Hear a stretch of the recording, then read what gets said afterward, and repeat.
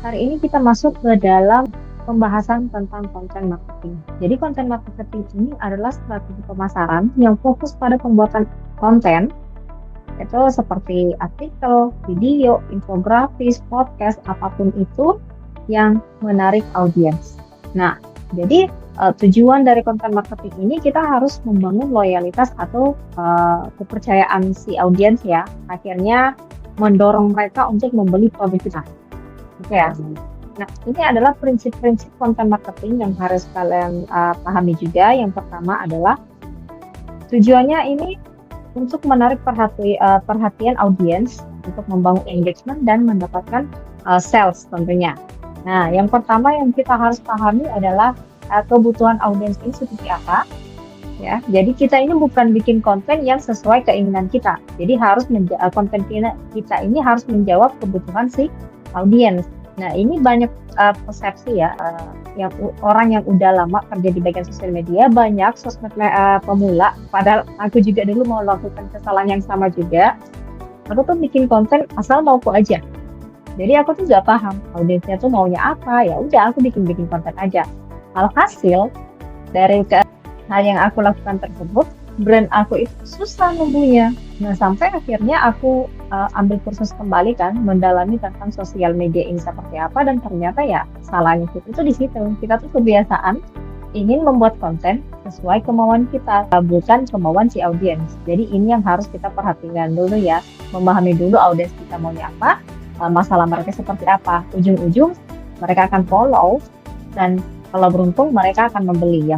Terus yang kedua adalah pastikan konten kita memiliki value. Let's say kita share konten tentang step by step atau tips and tricks tentang permasalahan mereka nih. Nah, kalau kita konsisten posting dengan pertanyaan-pertanyaan atau problem-problem si audiens ini, mereka mau nggak mau pasti nge-follow kita dulu, ya kan, supaya mendapat insight-insight yang lebih tentang pekerjaan atau permasalahan mereka. Let's say kalau kalian kepengen belajar remote worker, kalian pasti follow aku karena aku sering share tips-tips atau edukasi tentang si remote worker kan. Jadi alhasil kalian membeli produk tersebut karena kalian udah trust. Nah, ini adalah salah satu yang dibilang value.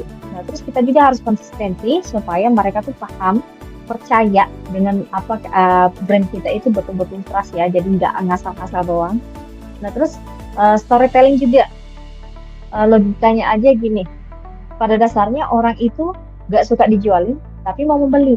Nah, terus gimana ceritanya? Kita harus bikin storytelling yang membuat orang itu terhanyut dalam emosional sehingga mereka itu langsung beli produk kita tanpa ada paksaan gitu ya.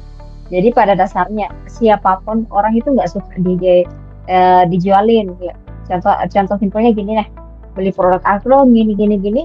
Nah, pasti orang bilang mikirnya gini, apa sih ini resek bener sih, jadi orang tiba-tiba jualan. Nah, itu kan otomatis bikin orang terganggu ya. Tapi kalau kalian ubah bahasanya dengan kalian menceritakan dulu nih tentang produk-produk apa benefit yang kalian punya gitu kan. Kayaknya ini bagus loh, terbuat dari ini untuk kulit sensitif dan lain-lain. Nah, seperti itu. Nah, mau nggak mau pasti mereka penasaran, itu produk seperti apa sih yang kamu punya. Ini mulai ada ketertarikan kan. Nah, ini yang dimaksud dengan storytelling. Jadi kita jual ini bagaimana kita bisa pintar-pintar mengemas produk kita dalam bentuk storytelling gitu ya. Nah, terus selanjutnya kita harus sesuaikan customer journey seperti yang kita udah bahas di minggu pertama ya. Customer journey itu memiliki beberapa funnel dan setiap funnel itu memiliki konten yang berbeda-beda. Jadi kalian juga harus paham pada saat kita kepengen membuat konten awareness seperti apa kontennya, membuat konten consideration seperti apa, itu juga harus dipahami betul ya. Terus optimasi channel juga kalian juga harus pahami. Setiap platform itu mempunyai keunikan sendiri-sendiri. Jadi pastikan sesuai dengan brand kalian. Terus yang terakhir adalah harus melakukan evaluasi supaya ada yang namanya progress atau hasil akhir itu seperti apa. Apakah konten kalian bermutu atau enggak. Nah, ini bisa jadi evaluasi ke depannya supaya kalau konten kalian itu diminati sama si audiens, bagus hasilnya, berarti ke depannya kalian bisa bikin format yang sama, terus melakukan repeat di kemudian hari.